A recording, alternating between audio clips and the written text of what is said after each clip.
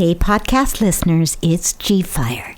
Today we are featuring Mandy Rowden, who is also on episode number 2 of this podcast, but this time she's bringing the Texas Women Songwriters Festival to Lockhart, Texas, really soon here in a couple days.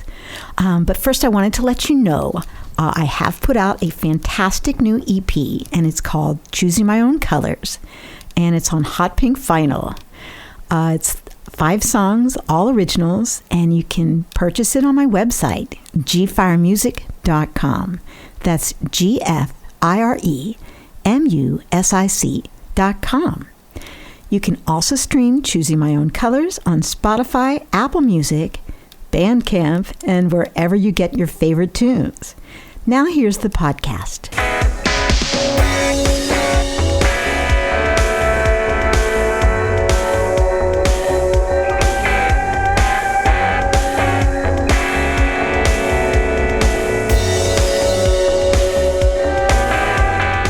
Mandy Rowden, welcome back to the studio. It's good to be here. It's been a minute. It has been a minute.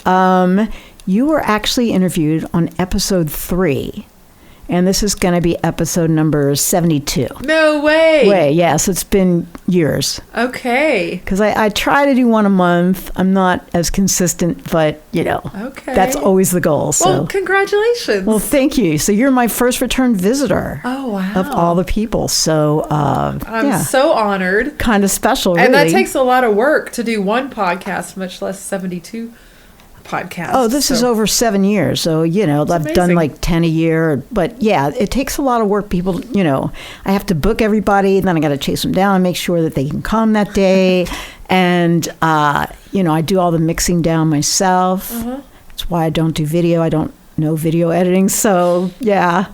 Well, I understand organizing musicians. It's a noble mission, and it sounds really good on paper, but it's hurting cats. God bless us. We're a pain in the butt. I agree. So yeah. So it's a miracle that I've even gotten this far with this. Yeah. But yeah. So you're here though to promote the very first Texas Women Songwriters Festival, which is coming up very soon. This will come out probably a couple days beforehand. Okay, yeah. I'll rush it. I usually work 2-3 months out, but this one I'm going to put right on We're on the home stretch. Yes, it's exactly. Crazy. I mean, so, okay, how did you come up with this concept? It's a good question. It's a little bit of a loaded question. I'll try to make it, I'll give you the quick version, but I've played a lot of songwriter festivals around the country. I love the format of it. I've had the idea for several years now that I wanted to see one for women specifically, because I have not seen one of those out there. The idea's knocked around in my brain. I've had a couple of little false starts, but then last year in May of 24, I graduated with my master's degree in music history, where I wrote my thesis on Texas Women Songwriters. And it kind of coincided with moving to Lockhart. Right, because you used to live here in town, right? I was an Austinite. Like, I was a dyed-in-the-wool 78704 girl. I was going to die in the 04. That was it for me. I was happy. I was settled. I was rooted. That was it. And then, life is weird. Stuff changes. Yeah. A million things that we don't have time or interest in going into right now. But I found myself in Lockhart as I was graduating, and post grad school, there was some pressure to do something with this, obviously, and writing a book was the obvious thing, and I've kind of knocked that around in my brain, and I just don't know if that's for me to put in that much work and make roughly $0 for a book that 4 people are going to read. This is academic writing. You know what I mean? It's just like, I don't mean to knock it. That sounds a little negative. I don't think it's for me. Yeah, I totally get it. But I want to do something. And here, for almost 2 decades, I've owned Girl Guitar. I've been promoting women in music. I've been producing shows. I've been working as a songwriter. I've been collecting this really big, weird, set of skills. Uh-huh. And they are kind of just perfectly aligned to run a festival. And so all the stars aligned, and bam, festival. Lockhart, downtown Lockhart, Texas. Yeah. September wild. 19th through 21, 2025. Just in case somebody hears this, 3 years later. Yes. Hopefully you'll still be doing it. I promise you we will. Okay. This is the beginning of something The pretty beginning cool. of something pretty cool. Yeah. Okay, I'm excited. So, okay, so you got a ton of sponsors, it looks like. Yeah. How did you do that? That's such a good question. When I started this, one of the biggest question marks in my mind was sponsors. Obviously, my options are I've got to get sponsors or I've got to start robbing liquor stores or something. This is how this is going to happen because festivals cost a lot of money. And as musicians, we're not always just like raking it in like we wish we were. So yeah. I'm going, how's this going to look? I love the idea of sponsors. I've never really solicited them. How is this going to work was just a huge question in my mind. And it turns out I'm not as terrible at soliciting sponsorships as I thought. I have a lot of connections in the industry from my years as an artist and my years of going to NAMM in California and meeting people, working with amazing companies like Elixir Strings, which right off the rip sponsored I use them. Oh my God, they're the best. They are the best. Yeah, for so many reasons. And they were my first email was to my friends over at Elixir. I've worked with them in many capacities. I do a lot of educational online content for them.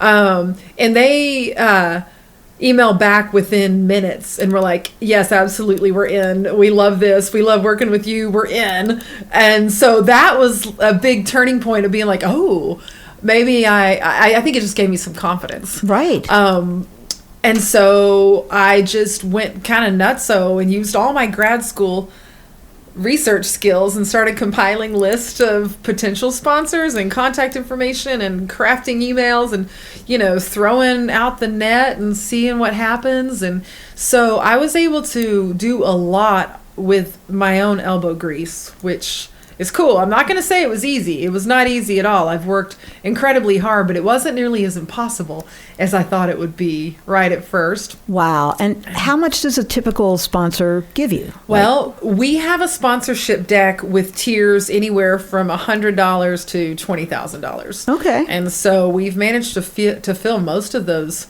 tiers at this point, which is pretty exciting. So I couldn't tell you off the top of my head exactly what number we've wrangled in, but I promise you it's two things. It's more than I initially expected, and it's also been such an eye-opener to see what all this really costs that it's also not as much as you would think it sounds like. If I told you the number, if I knew what it was, you'd be like, well, damn, that's a lot of money. But then I could say, yes, but this is how much we've spent to make this thing happen. And you'd be like, well, damn, that's a lot of money too. So, here we are. It's wild. I mean, it's sort of like making an album, Right.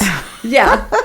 It's like whatever number you think your album's going to cost, it's going to cost you 3 times that much. And yeah, however much you think you're going to make off of it. You're probably not. Yeah, I don't know what your Spotify checks are, but we're in a fun business. Yeah, exactly. Not, but it's cool. It's cool. We love what we do, that's so important. Oh yeah, and if you're an artist, you really can't do anything else. I always joke that I get mad at music. I have my little brat fits, and I'm gonna close up shop and apply at HEB. That's like what I always fall back on. Maybe I could be a checker. I'd probably be a pretty good grocery bagger. I don't know. That's the only other thing I'd be qualified for if I stopped doing music.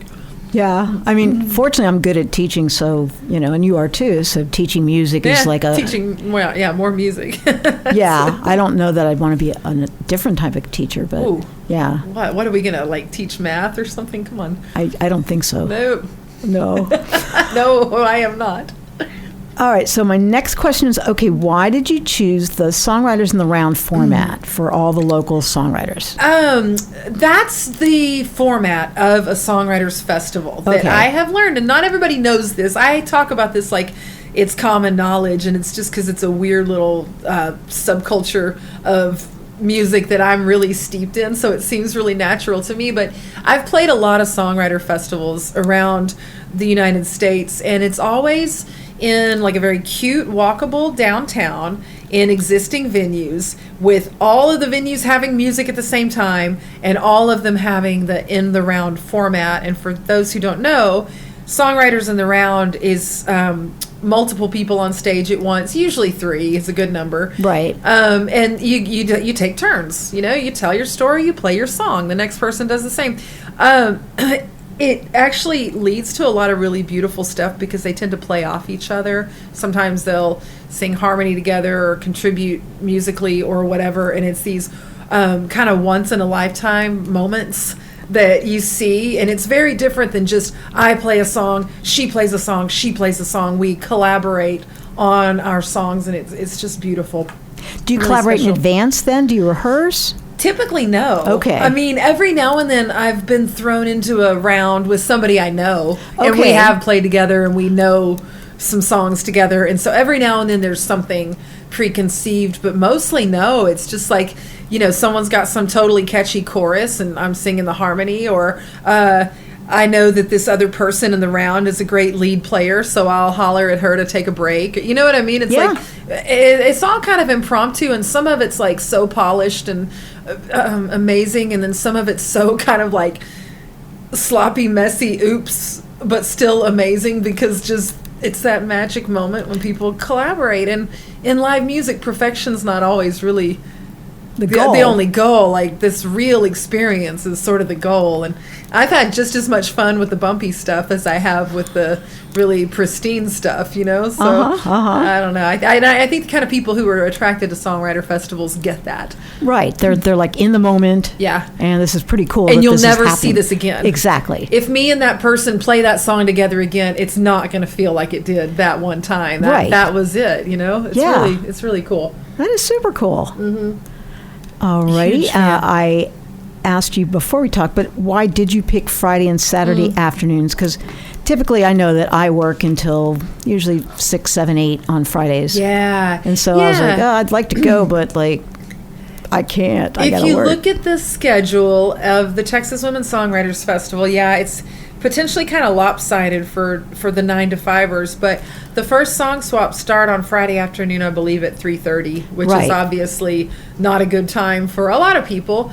And then you see that Sunday on the schedule is kind of the more sparse, but in my experience playing these all over the place, that tends to be how it goes. Sundays are big travel days. Right. So Most people have to are go back. clearing out. Uh-huh. If you're in a hotel or Airbnb or something, you're checking out at 11 or something, and most people are just kind of ready to hit the road. They're potentially hungover. They've eaten all the barbecue they can handle, whatever. Everybody's kind of, Sundays it's kind of weird. Everybody's energy peters out a little bit, and so having less happening on Sunday tends to be better. And those first song swaps on Friday afternoon will probably be a little bit lighter in attendance. Okay. But we're good with that. We'll be just getting ramped up, and it'll be special for the people that are there. And by sundown, we're going to have a city full of songwriter fans, and Exactly. Do the people that play the Songwriter in the Round on Friday also play again on Saturday? Yep. So they get the experience of both? Oh, for Okay. sure. Everybody's Okay. playing at least 3 or 4 times. Okay, got throughout the it. thing, and so there will be lots of Interplay every between. Yeah. kind of scenario you could think of. Wow. Yeah. That's really cool. It's kind of insane, but I can vouch. I've been to these. I've played them. I've watched them. They're cool. Yeah. It's fun. Wow. Well, yay. Okay, so let's just talk about your headliners real quick. Who are the biggies? And I know which one we're going to focus on, but Sure. tell me all the headliners that you want to tell me. It blows my mind. We have absolute royalty in Texas songwriting. Our headliners are Rosie Flores, Tishina Hossa, Sarah Hickman and Kimmy Rhodes, and Pauline Reese. Wow. Which just blows my mind. And for people who are steeped in our scene here, they know what a big deal this is. And there are people outside of the Texas songwriter scene who maybe don't recognize those names, but Rosie Flores was literally named a national treasure in Washington, D.C. last year. Right. So that definitely counts for something. Tishina Hossa, longtime hero of mine, has toured with Joan Baez. She wrote songs for Linda Ronstadt, for God's sakes. I mean, I get chills when I even think about it. She is a monster songwriter. Sarah Hickman and Kimmy Rhodes are just absolute staples of the scene, and I keep lumping them together because they're actually performing together, and this is the first time they've ever done that. Wow. Which is crazy because they've been, crossing paths with each other their entire careers all over the world, but specifically in Central Texas, and so this is a really historic thing to put them on stage together. Wow. And then you can't top the firecracker, the force of nature that is Pauline Reese. Right. You got to see that live and to get it. She is a force of nature, and this is going to be so much fun having her on the festival. She'll put some real country color into the headliner lineup. But, I'm just blown away by it. I did not realize we'd get such a high caliber of musicians when I first started coming up with this. So I'm excited. I'm excited for you. This is really, really great. Thanks. I mean, we've known each other for a long time, so, it's like we keep moving on in our careers. Yeah. So cool. Our hard work is paying off. Yeah, exactly. I can see it. Yay. Yes. Okay, so speaking of Rosie, I did have her here on the podcast. She's episode number 25, I think. Yeah. And I actually texted her to see what she was up to, and she is putting out an EP, 4-song EP, with the guy that produced the Ramones, the Talking Heads, Motorhead, Smithereens, and Living Colour. His name is Ed Stasium. That doesn't surprise me at all. She's okay. Seemingly just like never runs out of steam and just keeps doing cooler and cooler stuff. Right. And she's so inspiring. She's just going to keep going till it stops. She's got a pretty cool tour coming up. Isn't she back in Robert Plant or something? Yeah, I didn't know. Since you said it first, we'll say it. I guess it's considered cool to go on tour with Robert Plant. Well, he's an icon. I'm being sarcastic. There's nothing cooler than okay, I'm like, he can't hit the high notes he used to hit when he was 20, but, Who cares? Who cares, right? Yeah, it's Robert Plant. It's Robert Plant. Right. Okay. Just Rosie, man. Oh, it's so freaking cool. It is cool. So she's, supporting Robert Plant. She's got this crazy, EP that she collaborated with this famous producer. Oh, yeah. Really cool. It's full of surprises. Who knows what is going to be next? It's so cool. Well, as you know, I usually feature a song on each of my podcasts. And this time we're going to feature a podcast that's going to be put out by Rosie Flores, and it's called Line. So take a listen.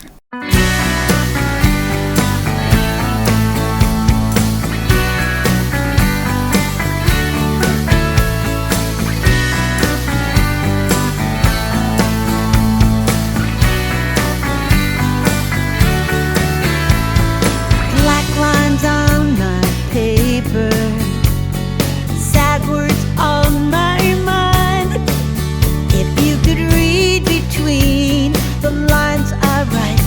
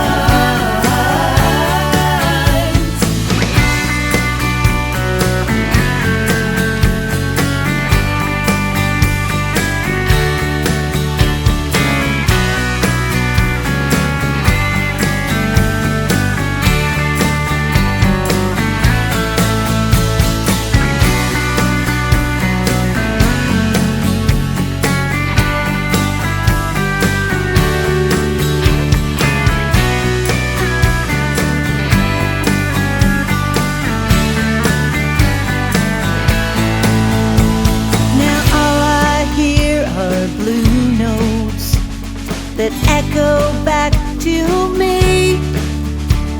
The circle has been broken and it's all gone out of key. Only bylines left to write now. Call 'em love and mystery. And the headlines, they will disappear like the love you had for me. Yeah.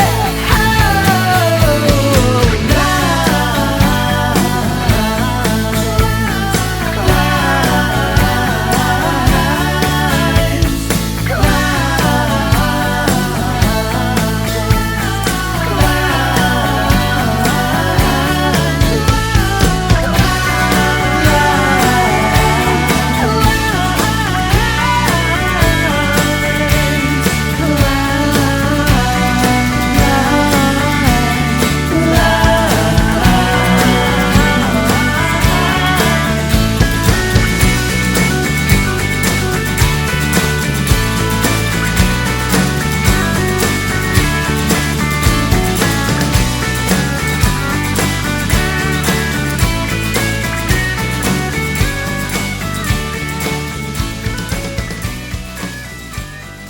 pretty nice, huh? Yeah. Just really, I mean, she's just great.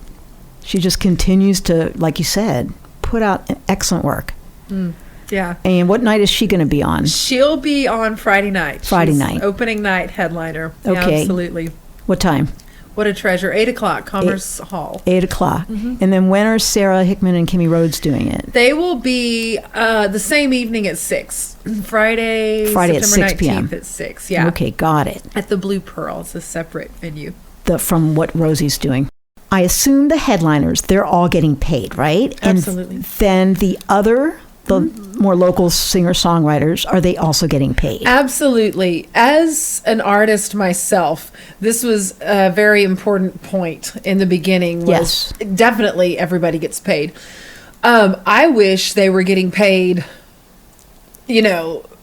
in even bigger, better ways. I hope to build this festival to where that can be like a huge payday for all of them involved. Being our first year, it's going to be fairly modest, but I'm working very hard to give other perks as well. Like, for example, we have Pilot Moon Films will be at the festival, and they'll be filming not just the festival performances, which will provide content that the artist can use, but they're also setting up shop in one of our local art galleries where the artist can come through and perform a song just alone in this studio and get a 2-camera edited beautiful video of themselves when it's all said and done. And you and I have done this kind of stuff. We know that a one-off would cost us a couple of grand. Oh, yeah. So we're doing that. We've got a local photographer named Crystal Glaze who's doing headshots for all of the artists. Okay. We have all kinds of amazing perks. Lots of our sponsors like Sendero Provisions are offering clothing to the artists that are playing. We've got custom bandanas that Sendero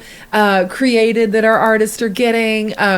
The Recording Academy, which is the educational chapter of the Grammy Association, is sponsoring a big artist breakfast. And so we've got all these really cool experiences.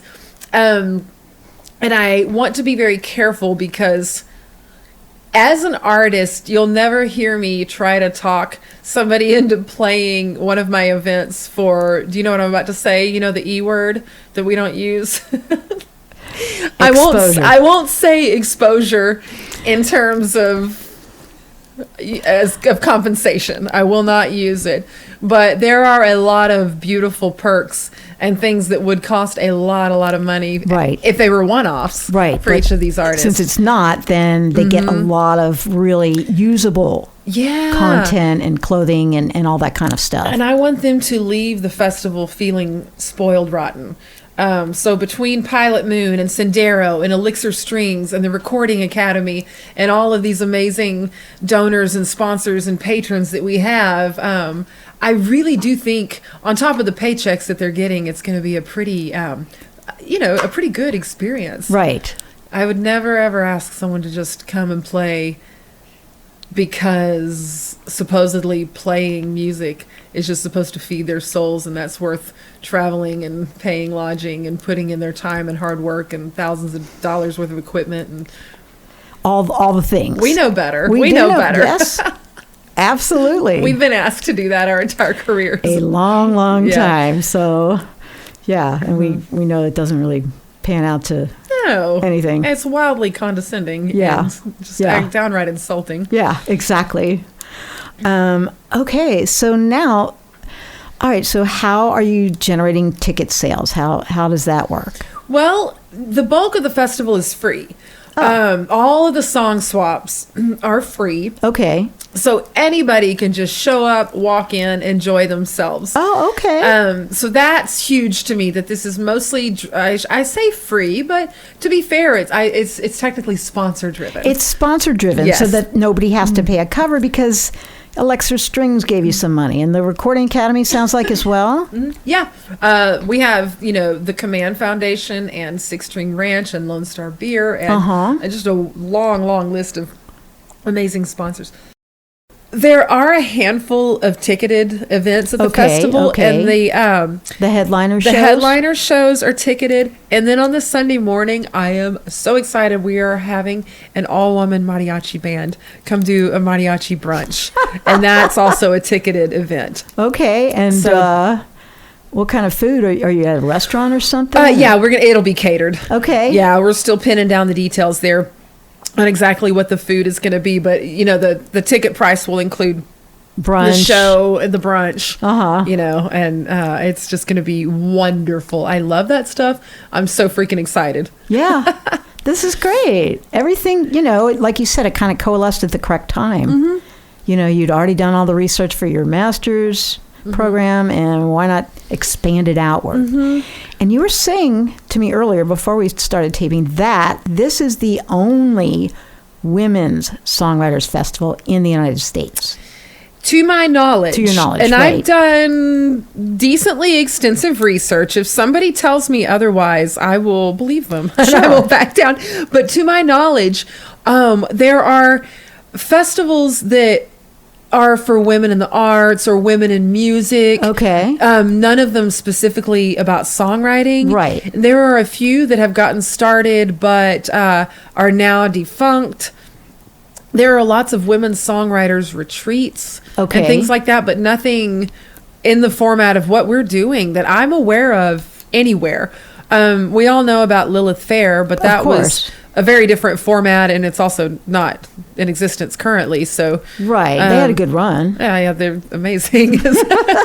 No disrespect towards Lilith Fair, but as far as like what's happening right now, to my knowledge, there is nothing celebrating just women songwriters in the United States. Okay. And especially there has never been anything on this scale that celebrated Texas women songwriters. And that's important to me because I am one. And right, exactly. Are you performing though? At the festival? Yeah. I don't think I am. It might be a good idea not to on the first one. Thank you. You're the only person who seems to understand that. It's because I put a lot of these things together. Everybody's asked me, and they're, almost like I'm a dumbass for not thinking about it. But it's like, obviously I've thought about it. It's a big endeavor to produce an entire festival. Yeah. With how many venues are there? Like 10? 9 venues. 9 venues. 50 some odd songwriters. Right.